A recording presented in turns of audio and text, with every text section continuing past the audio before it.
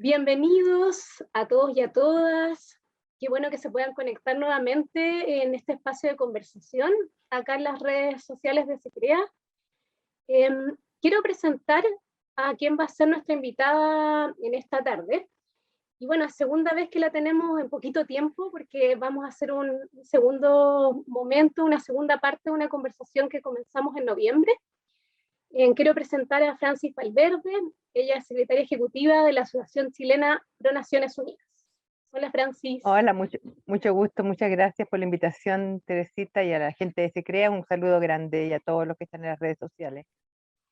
Ya, pues muchas gracias, Francis, por estar de nuevo aquí en este espacio que bueno, comenzamos hace unos meses ya a hablar sobre estos temas. No es primera vez que hablamos contigo, y hace poquito hicimos esta primera parte en el marco de la conmemoración de la aprobación de la Convención de Derechos del Niño por parte de Naciones Unidas, que esto fue en noviembre.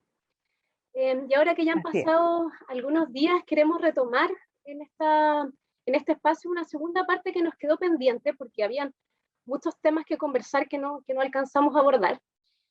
Porque en esta primera parte, ¿cierto? Voy a hacer como una recapitulación rápida. Igual, obviamente, la conversación está en nuestras redes, así que los invito a todos y a todas a poder revisarla. Porque estuvo bien interesante. Lo que hicimos en ese primer momento, en esa primera parte, fue analizar cómo ha sido la implementación de la convención acá en Chile a 31 años de su ratificación, ¿cierto? Entonces, el análisis lo hicimos a partir de este hito, de alguna manera, que se marcó este año, que es la entrega o la difusión del último informe que realiza el Estado chileno en relación a la implementación de la convención, que es un informe que salió este año. Y lo que hicimos fue analizar más bien la parte como del marco jurídico, cuáles han sido los avances, cuáles son las deudas pendientes en relación al marco jurídico, y también en relación a la institucionalidad en niñez. Hablamos sobre el mejor niñez, etcétera. Por ahí parte esa conversa. Pero la parte que me gustaría que abordáramos en esta oportunidad, Francis, tiene que ver con este informe alternativo que conversamos también, que lo mencionamos en la primera parte, porque en el fondo cuando el Estado chileno entrega su perspectiva, digamos, sobre cómo ha sido la implementación de la convención, hay otras organizaciones de la sociedad civil que hacen su propio informe, porque hay otras perspectivas y otras miradas sobre lo que pasa, ¿no? Entonces, me Así gustaría es. que partiéramos, Francis, como primero en el detalle, como que nos puedas contar qué instituciones, o quizás no el detalle, digamos, pero más o menos entender cuando hablamos de la sociedad civil que hace este informe, quiénes son parte de, y por qué aparecen los informes alternativos. Bueno, a ver, eh, los informes alternativos son una forma que tiene el Comité de Derechos del Niño de enterarse de la opinión más completa con respecto a lo que un Estado está diciendo que ha cumplido o cómo ha implementado la Convención sobre los Derechos del Niño. ¿Ya?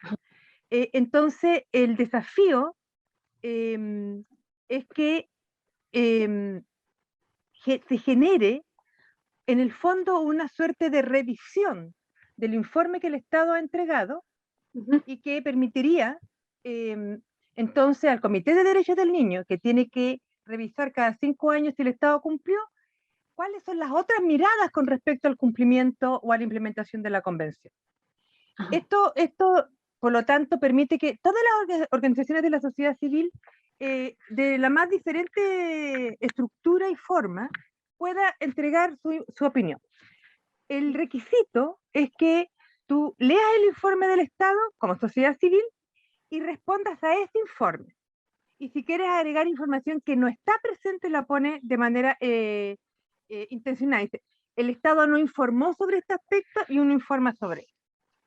Lo que hicimos este año nosotros es que yo soy vocera del Bloque por la Infancia, además de ser directora de ASHNU. Como Bloque por la Infancia, que reúne alrededor de 150 organizaciones e instituciones en general, entre redes, ¿no es cierto?, instituciones directas, convocó a otras instituciones, ¿ya? y dijimos, ¿por qué no hacemos un informe en conjunto? ¿Ya? A instituciones que no están dentro del bloque, o que tienen una mirada específica con respecto a la situación de los niños, niñas, adolescentes y jóvenes. ¿Ya? Entonces, lo que hicimos este año fue que, a diferencia de los otros informes que habíamos hecho, establecimos que cada institución hablase con respecto al tema del cual eran los más expertos. ¿Ya? Y desde esa perspectiva los convocamos. ¿Ya?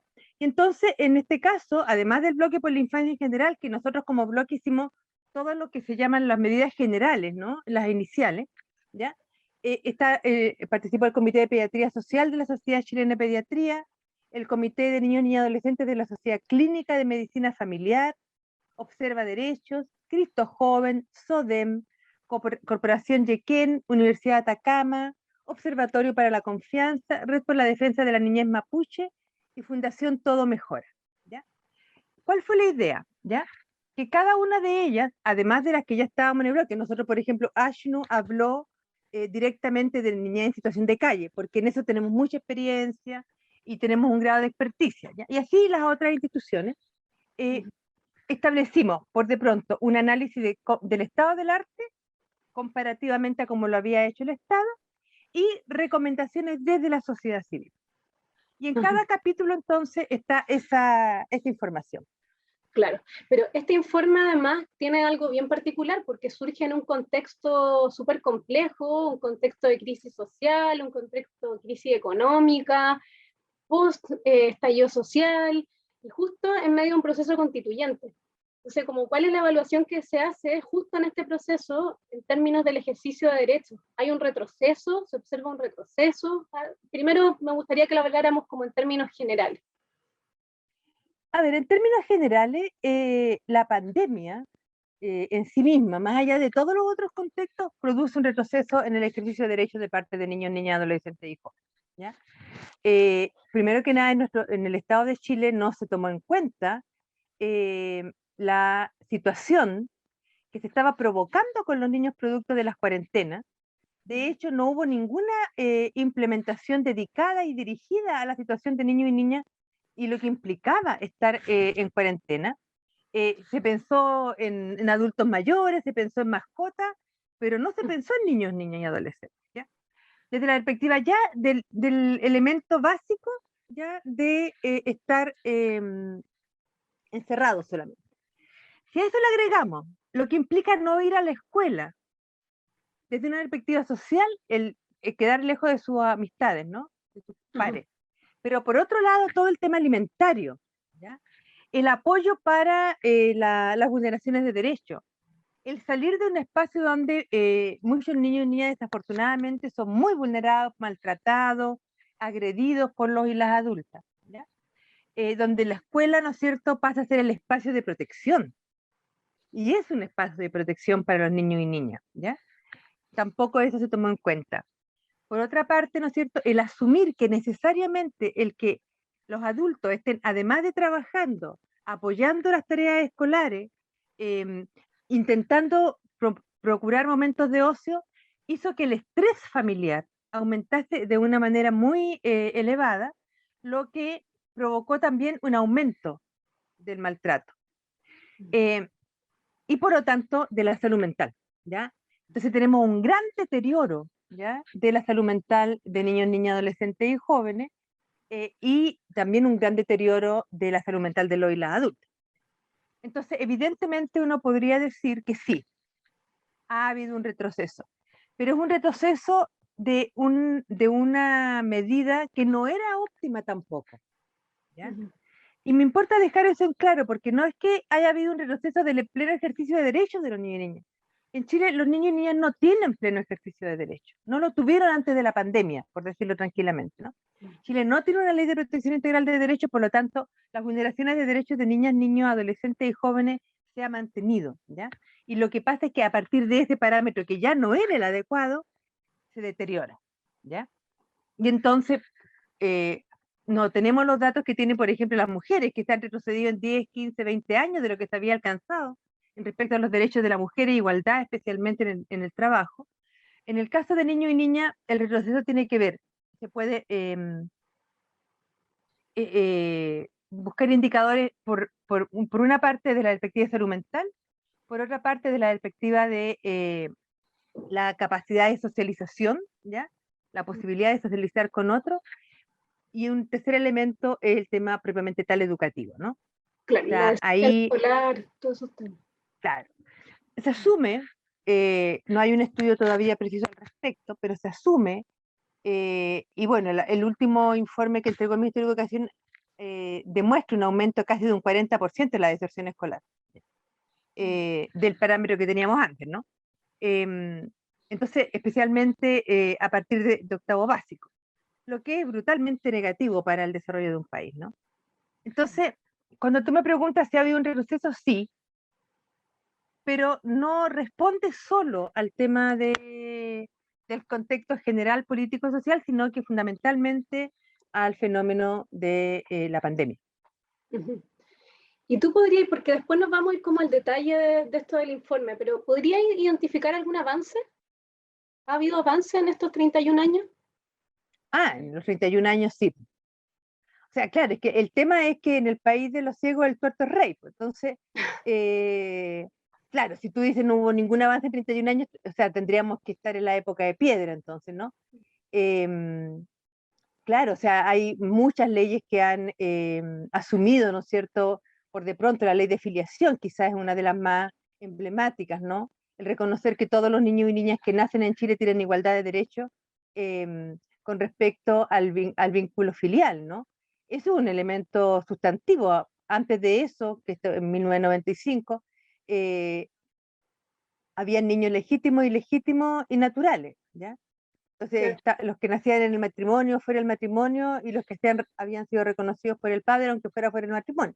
Eso es un cambio radical, ¿ya? Claro, Francis, como que voy a ser más precisa en la pregunta, porque más que los 31 años estoy pensando en que este es un informe que se entrega Abarca los después de, últimos 5. claro, a partir de un último informe que fue el 2012, entiendo, ¿no? Entonces, Sí, hay varios años ya entre medio que uno o sea, podría decir, casi 10 años. bueno, esta se crea, por lo menos se crea, hay un avance en ese ámbito de derecho. Pero Esta se podría, crea, está Chile Crece Contigo, que se consolida, ¿no es cierto?, como una propuesta. Está la reforma educativa en términos de convivencia y violencia escolar, por ejemplo, es un elemento importante. El no lucro y el trabajo hacia esa perspectiva también es un tema importante. El problema es que no hay un cambio radical en la percepción del niño y niña como sujeto de derecho. Un avance relevante, sí, tenemos que reconocer, es la existencia de una defensoría de la niñez, ¿ya? Este es un avance relevante. Esa fue una pelea histórica que dimos como sociedad civil. Nosotros teníamos 3 mandatos, hemos logrado solo uno.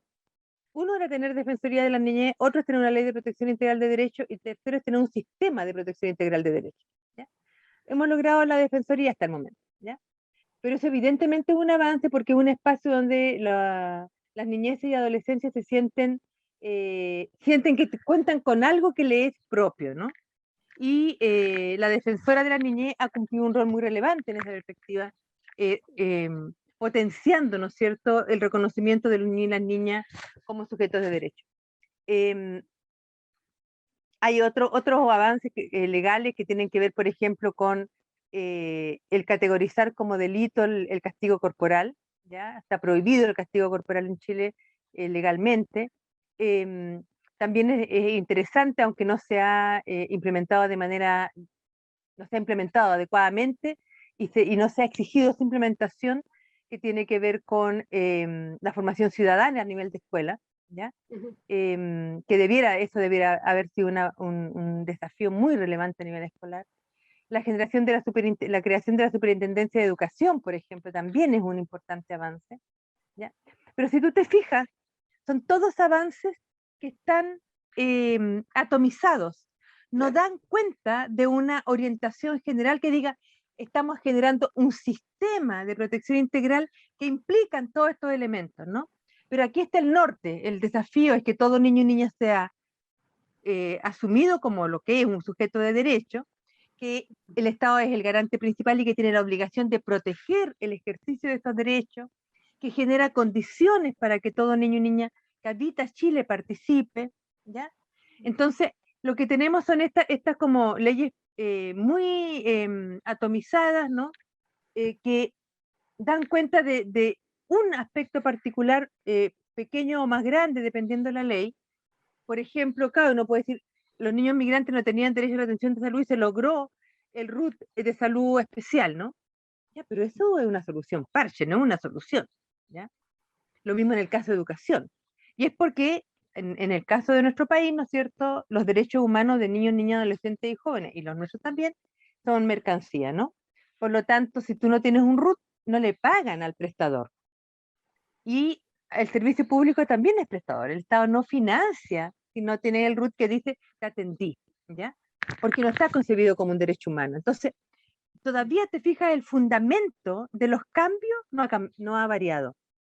Y eso es nuestra gran pelea, ¿no? Claro, es una cuestión de sentido también mucho más profundo que solamente como acciones desagregadas. Así es.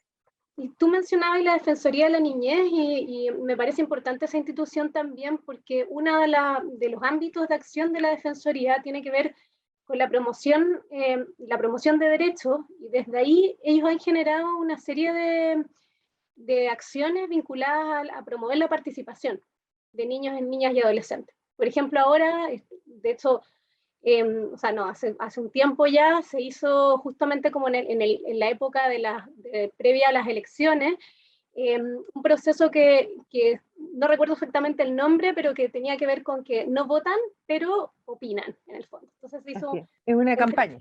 Una campaña, claro. Entonces, entrevista a los candidatos, donde algún niño o niña adolescente también era entrevistador o entrevistadora, y así una serie de otras acciones que implementaba la Defensoría.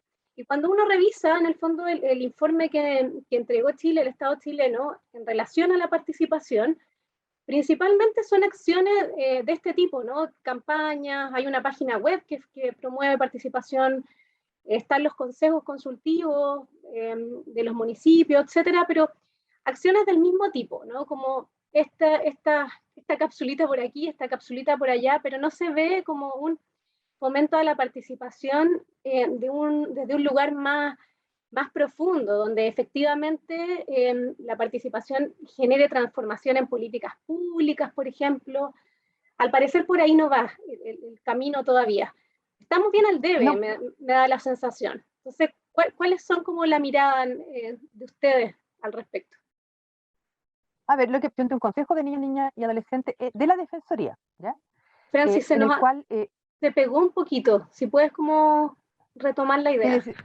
que decía que la Defensoría ha jugado un rol importante en la participación de los niños y niñas. Por de pronto tiene un consejo de niños, niñas y adolescentes de la Defensoría que toma decisiones vinculantes, ¿ya? Eso es importante, ¿ya? Segundo, ha jugado un rol importante la Defensoría en términos, especialmente ahora en el proceso constituyente, logrando, ¿no es cierto?, que constituirse ellos, la Defensoría, en un asesor permanente para asegurar que la nueva Constitución tenga los derechos de los niños y las niñas y todos los otros ámbitos de intervención que tiene una Constitución, se mire a través también de los derechos de niños, niñas, adolescentes y jóvenes. ¿Ya? Por otra parte, ha promovido, ¿no?, la participación en diferentes espacios de niños, niñas y adolescentes. Ahora, desde esa perspectiva, ha cumplido el rol que mejor ha podido cumplir, dadas las condiciones que tiene este Estado. Un Estado que no tiene una ley de protección integral de derechos, que no tiene un sistema de protección de derechos de la niñez, termina siendo la Defensoría como la única entidad que, siendo del Estado, es autónoma del Estado, ¿ya? Pero que cuando la Defensoría, cuando hay un evento que la Defensoría desarrolla, que algún grupo de este país siente que está siendo afectado los niños y niñas por eso, rápidamente intentaron acusarla, ¿no es cierto?, a la Corte Suprema, que es la única que podría destituir a la defensora, por una campaña. O sea, claramente la figura de la Defensoría de la Niñez es una figura que molesta a los sectores más conservadores, ¿no? Porque pone en primer plano el desafío de la participación y la autonomía de todo niño, niña, adolescente, ¿no? Y eso a los grupos más conservadores evidentemente les produce mucho molestia. Ahora, desde la perspectiva de la participación de los niños y las niñas, ¿ya? Creo yo que sí hemos avanzado, pero por acción de los niños y las niñas, ¿ya? Y eso es muy interesante, ¿no? Está producto del estallido social, ¿no es cierto? Se produjo una expansión de la necesidad de conocer la opinión de todos y todas los que habitábamos este país, ¿ya? Y ahí los niños y las niñas jugaron un rol muy relevante. Uno, los secundarios, ¿no es cierto?, iniciando este proceso, siendo como la punta del iceberg, ¿no es cierto?, que dio cuenta de esta situación de malestar social ya no da para más, ¿ya? Pero posteriormente, a nivel de territorio, se jugó mucho el desafío de los cabildos de niños, niñas y adolescentes. Y muchas instituciones y universidades, etcétera, se jugaron por esa participación de niños y niñas. También se generaron instancias que intentan promover la participación de los niños y las niñas, ¿ya? Como la red de universidades por la infancia, por ejemplo, ¿ya? Ustedes mismos, como se crea desde que nacieron, nacen con el mandato de participación de niños, niñas y adolescentes y jóvenes, ¿te fijas? Entonces, en ese sentido, son los mismos niños, adolescentes y jóvenes los que han presionado, han incidido para ser escuchados, ¿ya? Pero el Estado, en tanto el mandato de garante principal, todavía no genera las condiciones estructurales para que esa participación sea a lo menos incidente y sea reconocida, respetada y promovida por el Estado, ¿ya? Generando mecanismos y espacios para ello. Entonces, lo que nosotros hicimos en el informe fue relevar esta necesidad por una parte y la falencia por otra, ¿ya? Y ahí lo interesante, y es bueno que nuestros veedores, no sé cómo si participantes de las redes conozcan, eh, hay un informe especial elaborado por niños, niñas, adolescentes y jóvenes que fue entregado también al comité, ¿ya? Y que va a ser tomado en cuenta. Y tuvieron una sesión especial ahora en septiembre. El comité se reunió con esos niños, niñas y adolescentes que participaron en la elaboración de este informe para dar cuenta de su situación, cómo ellos ven su situación, ¿ya? Y eso es muy interesante porque el comité ya desde hace algunos años, varios, ha facilitado que los niños y las niñas y adolescentes hablen por sí mismos en el comité, ¿ya? En otro momento también, en este no, pero en otro momento anterior, en un informe anterior, hubo una especial preocupación por la realidad que está viviendo los niños y niñas de nuestros pueblos originarios, ¿ya? En la perspectiva de cuál es la situación de la niñez mapuche, por ejemplo, en este momento además que es dramática. Entonces, lo que intenta hacer el comité es estar al día en lo que está pasando en el país a través de los informes alternativos. Bueno, justamente quería tocar ese tema, Francis, ya que lo pusiste sobre la mesa.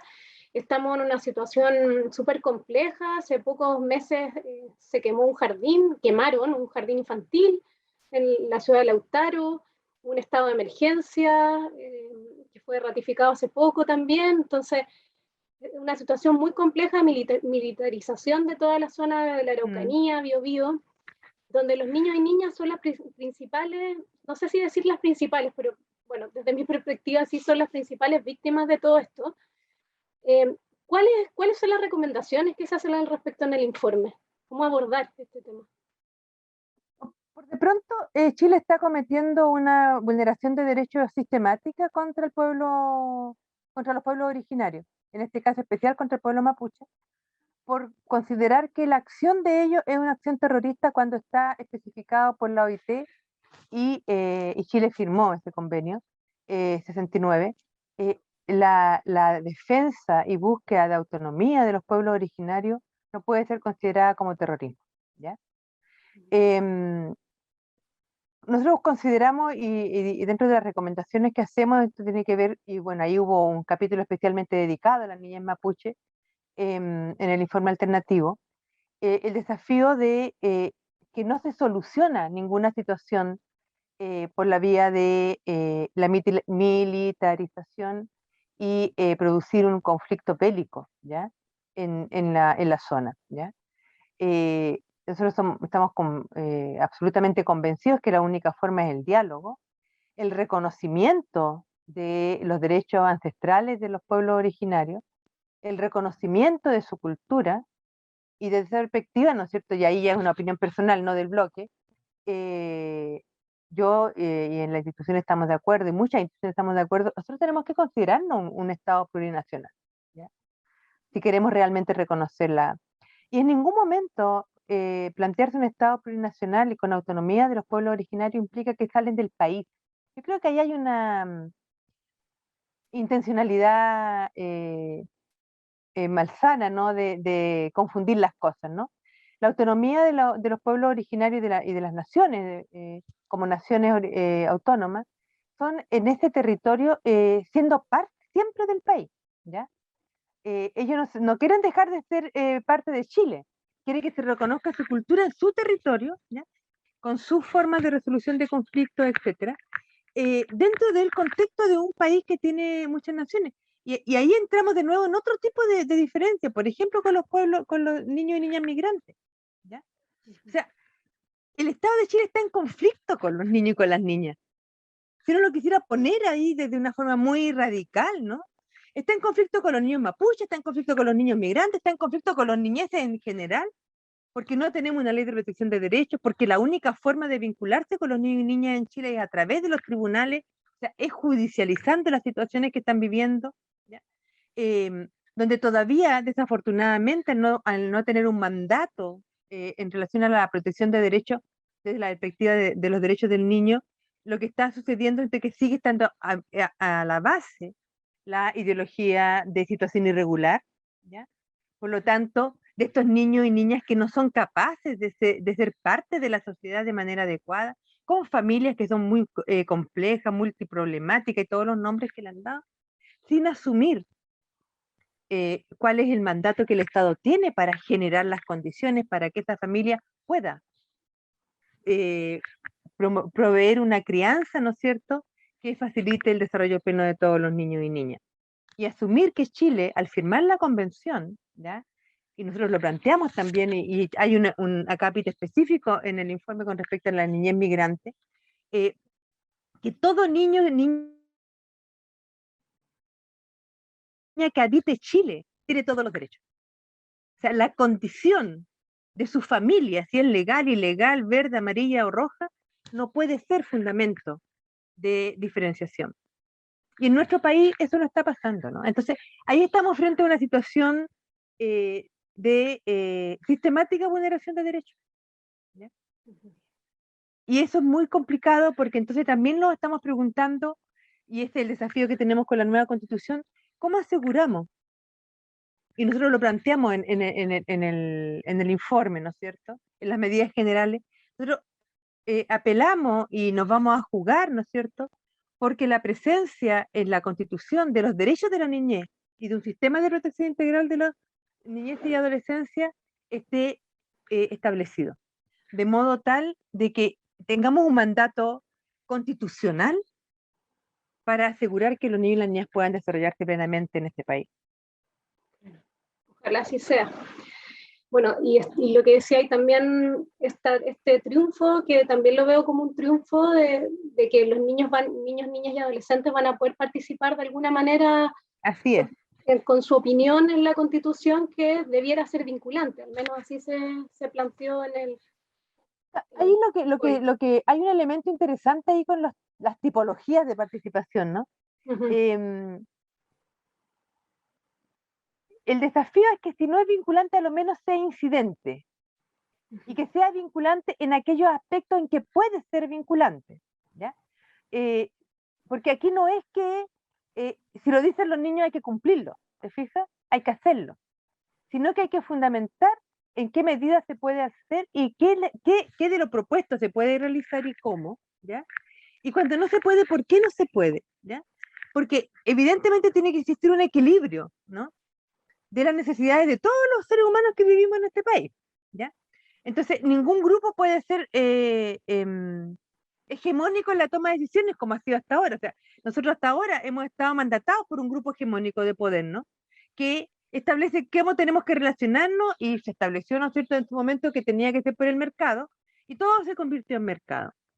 El desafío que tenemos ahora es que todas las voces tienen que ser escuchadas, asumidas, respetadas y analizadas desde la perspectiva de los derechos de las personas. Por lo tanto, tienen que ser consideradas, ¿te fijas? Entonces, ese desafío es lo que nunca hemos tenido. Por eso es que es tan inédito lo que estamos viviendo, porque es la primera vez que existe una constitución democráticamente elaborada en Chile. Es la primera vez que tenemos paridad de género en esta elección democrática de los convencionales. Es primera vez que los pueblos originarios son reconocidos, ¿ya?, con escaños reservados. Es primera vez que los niños y las niñas van a tener una voz en un espacio constituyente. O sea, yo creo que estos logros que acabo de mencionar ya son un enorme logro, ¿ya?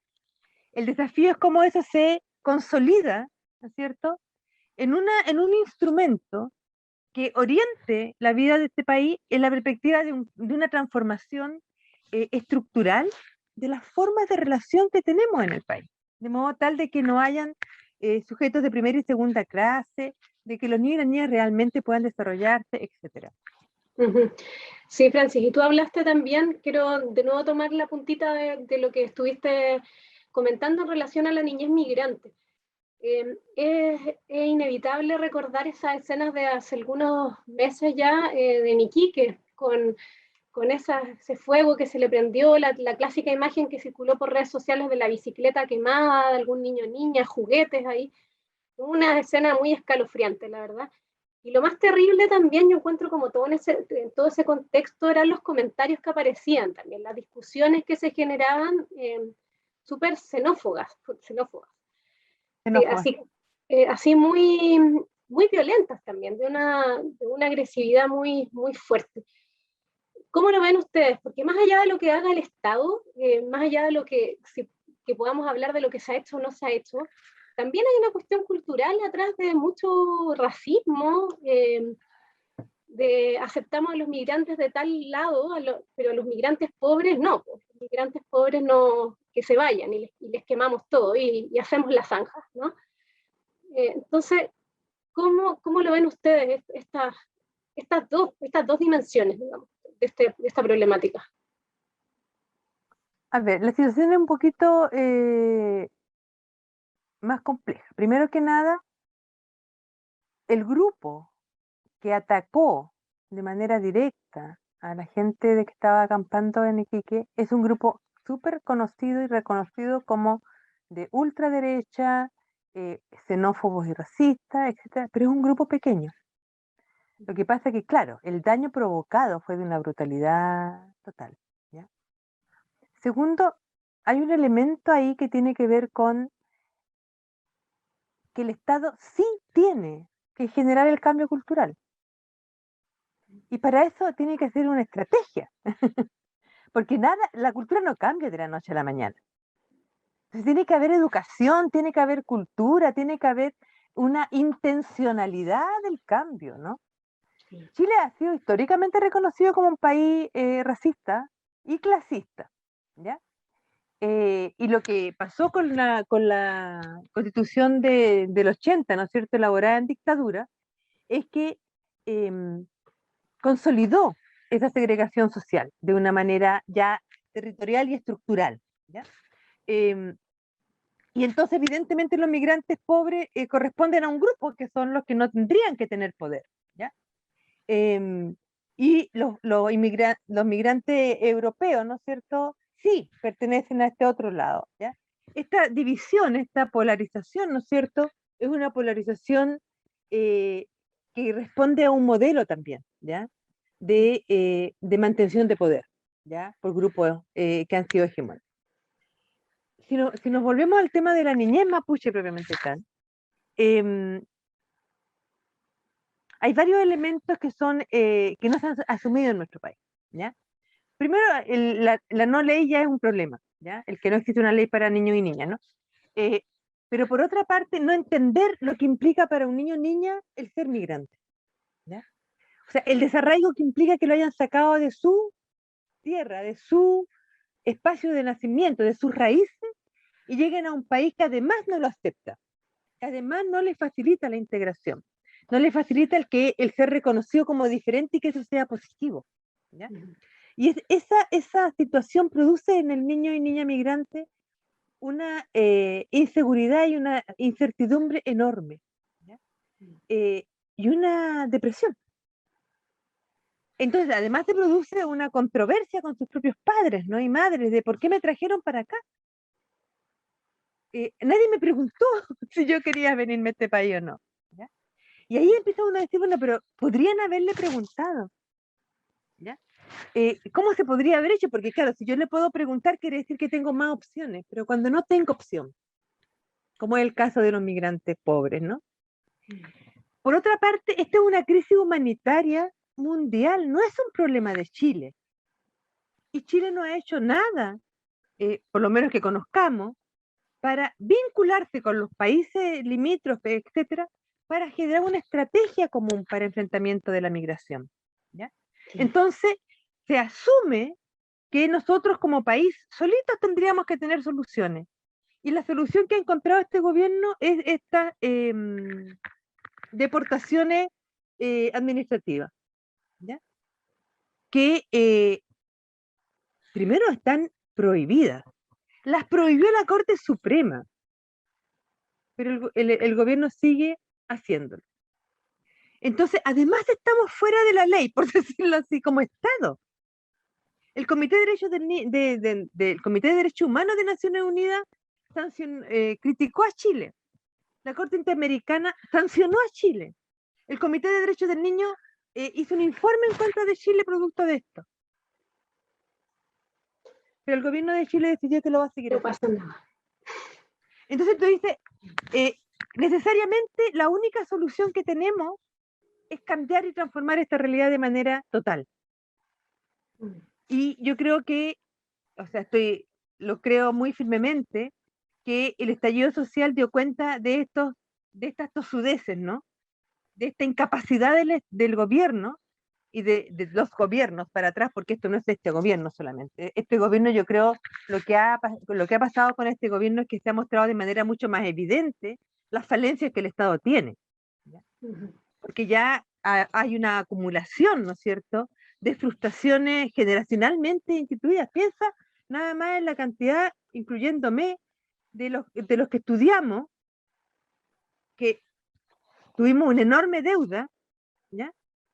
Y no conseguimos trabajo en lo que estudiamos. ¿Ya? Y más encima tenemos que pagar la deuda. ¿Ya? Entonces yo tengo 64 años y solamente cuando cumplí 44, 5 años pude terminar de pagar mi crédito por haber estudiado. Y yo tuve la posibilidad de hacerlo, pero un gran porcentaje no lo logra. ¿Ya? Entonces, por una parte, se levantan expectativas de ascenso social y educación pagada, pero en la práctica no es verdad y se genera un otro grupo, ¿ya?, de personas que, teniendo una expectativa de calidad de vida mejor, no la pueden alcanzar ni ellos, ni su familia, ni sus hijos e hijas, producto de que la inversión que estaban haciendo, uno, la tienen que devolver porque no lo logran, ¿ya?, y están trabajando en algo que no es, entonces tenemos una familia frustrada, ¿ya? Similarmente pasa eso con las familias migrantes, ¿no?, que vienen a este país, que a pesar de todo está en mejor situación económica que los países de donde vienen ellos, ¿ya? Y no los recibimos adecuadamente, ¿ya? Y los estigmatizamos, los segregamos, los marginalizamos y desafortunadamente no los comprendemos culturalmente tampoco, ¿ya? Entonces, por eso que yo digo, no es que el Estado no pueda hacer cambios culturales, por supuesto que puede, pero tiene que desear hacerlo, intencionarlo y generar las condiciones para hacer los cambios. Y eso es de largo aliento. Los cambios culturales siempre toman generaciones, no suceden de la noche a la mañana. Pero entonces generalmente los cambios culturales van vinculados a cambios legales, a cambios normativos y a campañas a educación y a campañas permanentes de información sobre los nuevos desafíos que tenemos como sociedad. Y Chile no ha hecho nada de eso. Claro, pues distinto en el discurso dar la bienvenida a los migrantes o decir que se va a regular la migración desde una perspectiva de derechos, que decir que la forma de solucionar es hacer una zanja, digamos. O sea, como que ya desde el discurso se va instalando y se va alimentando esta cultura o xenófoba o de respeto a los derechos humanos. Entonces, sí. Y se, Coincido y se- y se- y se profundiza una noción muy equivocada, de que los migrantes le vienen a robar el trabajo a los chilenos, claro, se de instalan esos que discursos aún más. se instalan esos discursos, ¿no? De manera, porque no hay, el Estado no hace nada para demostrar que esto no es así.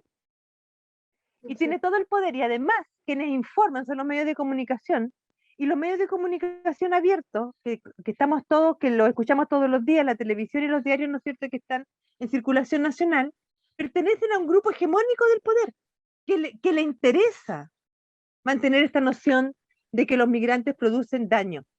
¿Ya? Y el tema de la migración es un tema que llegó para quedarse a todos los países. Entonces uno podría preguntarse, ¿por qué migran las personas? Y la migración es un derecho humano, entre paréntesis, por si acaso, por si alguien no lo sabía, el derecho a migrar es un derecho humano. ¿Ya? Todos tenemos el derecho a ir a vivir a donde nos creamos que vamos a desarrollarnos mejor. Por lo tanto, los países debieran estar, especialmente los que están en mejores condiciones, saber eso. Ahora uno podría preguntarse, ¿por qué migran de los países, pensando en Europa, ¿no? Migran de los países de África, de Asia, etcétera. Bueno, pero si fueron los europeos los que tuvieron el poder y los imperios y empobrecieron esos países, ¿ya? ¿Por qué los sirios vienen? Bueno, hay una guerra en Siria provocada por las grandes potencias.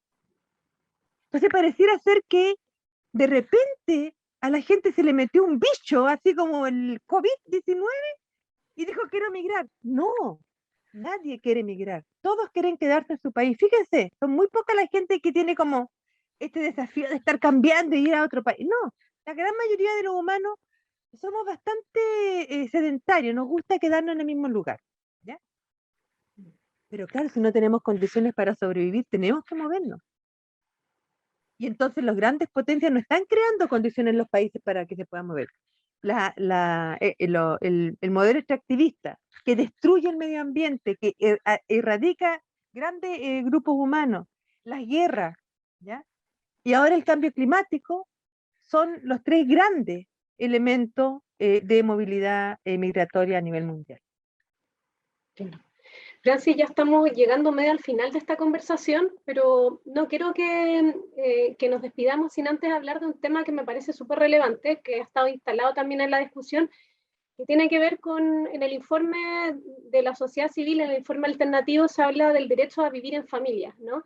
Y ahí se hace un acápite vinculado al reconocimiento del cuidado como un derecho social.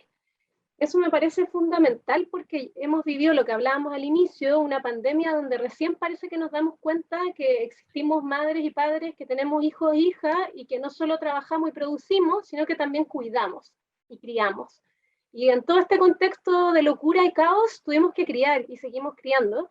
Y a veces se nos va todo nuestro presupuesto entre quienes somos afortunados y podemos hacerlo, aunque se nos vaya el presupuesto, en jardín infantil, en personas que nos ayuden a la crianza, cuando no hay redes, ni el vecino ni la abuela no existen cerca.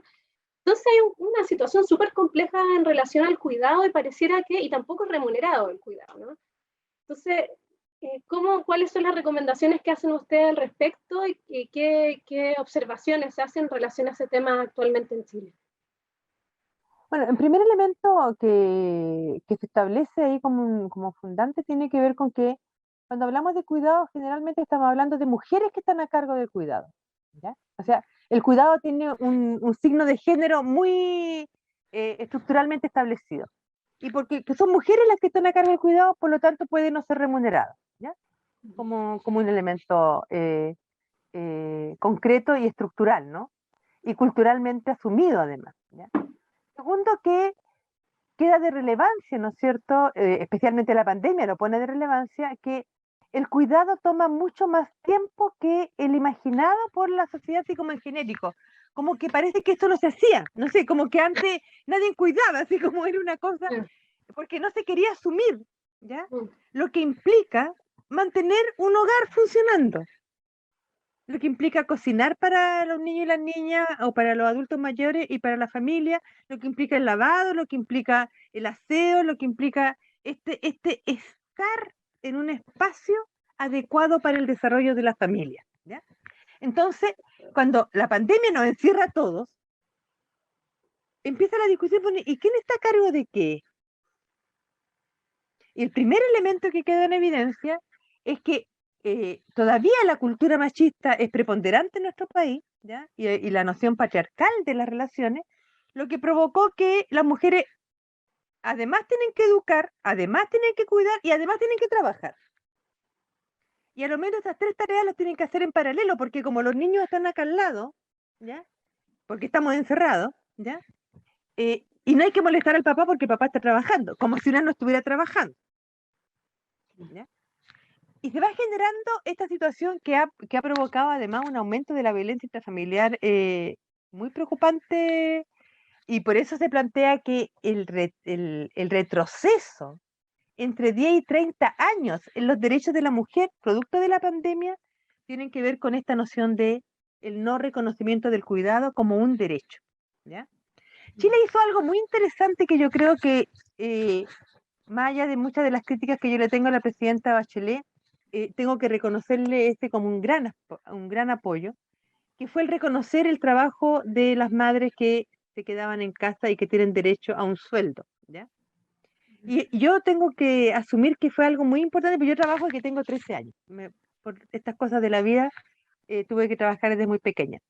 Pero mi suegra fue dueña de casa toda la vida y recibió su primer sueldo en el gobierno de la Bachelet. Y fue un cambio en la forma de relacionarse con el mundo. Y dijo, es primera vez que reconocen que ser mamá y dueña de casa, jornada completa, tiene valor. Es valorado, ¿ya? Y yo creo que eso fue realmente un elemento, o sea, mi suegra, bueno, ya murió, pero ella, ¿a quién se lo podía hacer? Y bueno, además produjo una cosa de, esta plata me la gané yo, es mía, en mi billetera, yo no la pongo en otra parte. Entonces, también un empoderamiento. Entonces, cuando hablamos de cuidado, estamos hablando de la capacidad de que asumamos en conjunto como sociedad que nos tenemos que cuidar y que este cuidado tiene que ser transversalmente asumido y que no está mandatado por género. Y que uno de los problemas graves que tenemos con respecto al cuidado en Chile es que las niñas, las hermanas dentro de una familia, son las que tienen que asumir el cuidado cuando la madre trabaja o está fuera, porque está centrado en el género. O sea, ahí tenemos un desafío, ¿ya? Que tenemos que enfrentar. Por eso a mí me parece muy relevante esta temática que se ha dado con respecto a el cuidado como un mandato y como un derecho social establecido constitucionalmente. Porque reconocer que más del 50% del PIB de una nación se produce a través del cuidado. Fíjate, lo que pasa es que no se valora, pero si se tuviera que valorar, y se ha hecho ese esfuerzo, las feministas lo han hecho muy minuciosamente, el 50% del PIB podría ser asumido a través del cuidado. Entonces, creo yo que lo que nosotros nos planteamos en el informe tiene que ver con relevar también algo que, fíjate, los niños y las niñas son en eso realmente preclaro. Ellos, los chiquillos, los niños varones, ¿no? Decían cosas muy lindas, decían, tenemos que apoyar a la mamá, porque si no la mamá se nos puede morir de agotamiento, porque no para nunca. Yo cuando me despierto ya la mamá está despierta y me voy a acostar y la mamá sigue estando despierta. Y lo decían de una manera como muy evidente, porque ella siempre está preocupada de nosotros. Y mi Consciente. papá llegó, ¿ya? Entonces ellos lo saben. Entonces yo creo que yo tengo mucha esperanza. O sea, yo soy muy optimista con lo que viene, ¿ya? No creo que vaya a ser fácil para nada, ¿ya? Pero creo que estamos dando pasos importantes en una transformación estructural que asuma a la persona al centro, a los niños y las niñas, en este caso, ¿no es cierto?, al centro de los desafíos de desarrollo, que reconozca que estas tareas que son, parecen invisibles, como el cuidado, tienen que ser visibilizadas, ¿ya? Y que el Estado tiene que preocuparse de ello. O sea, no podemos seguir manteniendo nociones de que hay todo un mundo del mundo de lo privado que el Estado nos hace cargo. No, los derechos humanos nos dicen, ya no hay ese mundo privado oculto. El mundo privado es público. Ya, Francis, qué bueno que terminamos con esa luz de esperanza en el camino, igual que la otra vez. No, sí. Totalmente, hay que ser optimista. El próximo año estoy segura que va a ser un mejor año. Sí, yo creo que siempre va a ser mejor, y mientras más gente participe, mientras más voz tengan todos los que están marginados, marginadas, segregados, mientras más diversidad reconozcamos como riqueza. Reconocer la diversidad como riqueza es una maravilla porque nos obliga, ¿ya? Nos obliga a decir, yo no tengo la verdad.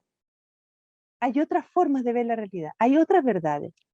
Conversémoslas, ¿ya?